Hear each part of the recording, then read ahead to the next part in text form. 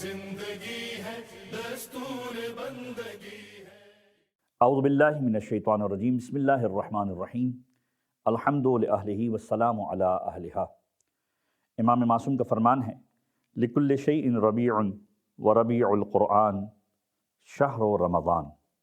ہر چیز کے لیے ایک بہار کا موسم ہوا کرتا ہے، اور قرآن کریم کے لیے موسم بہار ماہ مبارک رمضان ہے۔ ماہ مبارک رمضان کی ان بابرکت ساعتوں کو مزید بارونق بنانے کے لیے یہ قرآنی سلسلہ کہ جس میں آج ہم گفتگو کریں گے اس مبارک سورے کی، کہ جس سورے کا نام ہی ایک پہاڑی کے نام کے اوپر ہے، سورہ مبارکہ طور۔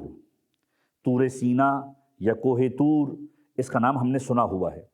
حضرت موسیٰ نے جس پہاڑی پر جا کر خداوند عالم سے مناجات کی، خدا سے گفتگو کی، اس پہاڑی کے نام کے اعتبار سے کوہ طور سورہ مبارکہ طور کا نام رکھا گیا۔ بنیادی طور پر پروردگار عالم نے سورے کے اندر کچھ قسمیں کھائی ہیں، اہم ترین قسمیں ہیں، اور ان قسموں کو کھانے کے بعد پروردگار عالم نے لوگوں کو روز قیامت کی دہشت اور دردناکی کے بارے میں بتلایا ہے۔ جو پروردگار عالم کا انداز تخاطب ہے، قسم ہے طور کی، یعنی اس پہاڑ کی کہ جس پر موسیٰ کو بلایا اور وہی نازل کی۔ قسم ہے اس کتاب کی جو کشادہ ورق کے اوپر تحریر ہے، یعنی وہ کتابیں جو خدا کی طرف سے آئیں۔ قدیم زمانے کے اندر کتابوں کو محفوظ کرنے کا طریقہ یہ ہوتا تھا کہ چمڑے کے اوپر لکھ دیا جاتا تھا، تو قسم ہے اس کتاب کی جو کشادہ ورق کے اوپر تحریر ہے۔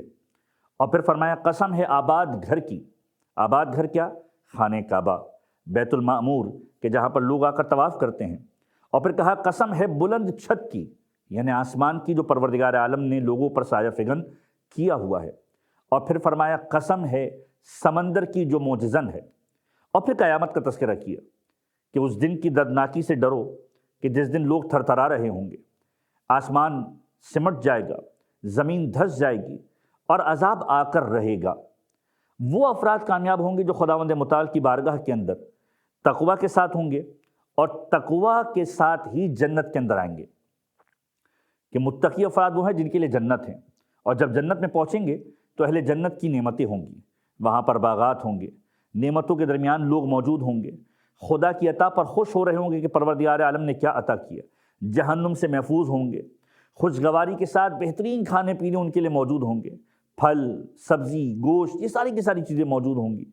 حوریں ہوں گی جو ان کی خدمت گزاری کے لیے ہوں گی، چھوٹے چھوٹے لڑکے ہوں گے جو ان کی خدمت گزاری کے لیے موجود ہوں گے، جو مثل موتی کے ہوں گے، چھپے ہوئے ہوں گے، اور ان کے پاس حسین و جمیل غلام ہوں گے۔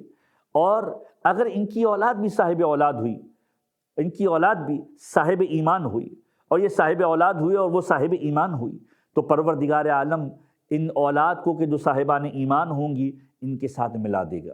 یعنی پروردگار پیغام دے رہا ہے کہ والدین فقط دنیا کے اندر بچوں پر تاثیر نہیں رکھتے، اگر روز قیامت بچے اچھے ہوئے تو والدین پروردگار سے یہ مناجات کریں گے، پروردگار انہیں ہمارے ساتھ ملا دے، اور پروردگار روز قیامت بچوں کو والدین کے ساتھ ملا دے گا، اولاد کو والدین سے ملا دے گا اگر صاحب ایمان ہوئی۔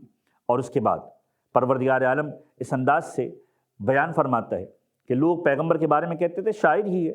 دار الندوہ، قریش کی وہ جگہ جہاں پر سرداران قریش جمع ہوتے تھے، بیٹھ کر لوگ پیغمبر کے بارے میں سوچ رہے تھے کیا کیا جائے محمد مصطفیٰ کا۔ لوگوں نے کہا شاعر ہی تو ہے، جیسے دوسرے شاعر چلے گئے یہ بھی چلا جائے گا، یہ بھی مٹ جائے گا۔ پروردگار کہتے ہیں یہ تمہارا گمان ہے، تم ہمارے ختم ہونے کا انتظار کر رہے ہو، ہم اپنے ایمان کے سبب تمہاری سازشوں کے دم توڑنے کا انتظار کر رہے ہیں۔ تم ختم ہو جاؤ گے، تم عذاب میں گرفتار ہوں گے، پیغمبر محمد مصطفیٰ صلی اللہ علیہ وآلہ وسلم کا پیغام باقی رہے گا۔ اور پھر پروردگار عالم نے ان لوگوں کو مخاطب کیا کہ جو خدا پر عقیدہ نہیں رکھتے، کہ پروردگار عالم کی بندگی کیوں نہیں کرتے؟ کیا تم بغیر خالق کے پیدا ہوئے ہو؟ کیا تم خود خالق ہو؟ یا تم خزانوں کے مالک ہو اور پروردگار کے پاس کوئی خزانہ نہیں؟ تمہارے پاس کوئی وجہ نہیں خدا کی عبادت نہ کرنے کی۔ اور پھر پروردگار عالم اپنے حبیب سے کہتا ہے کہ اے حبیب، صبر اور تسبیح پروردگار عالم کے ذریعے سے ان کے ظلم کا مقابلہ کریں۔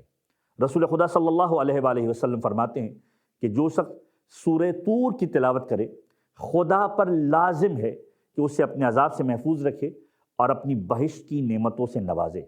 امام جعفر صادق علیہ الصلوۃ والسلام فرماتے ہیں جو شخص سورہ طور کی تلاوت کرے گا، خدا اسے دنیا اور آخرت کی بھلائی عطا فرمائے گا۔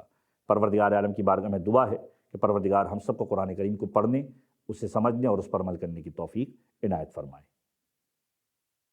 قرآن پڑھو، پڑھو قرآن پڑھو۔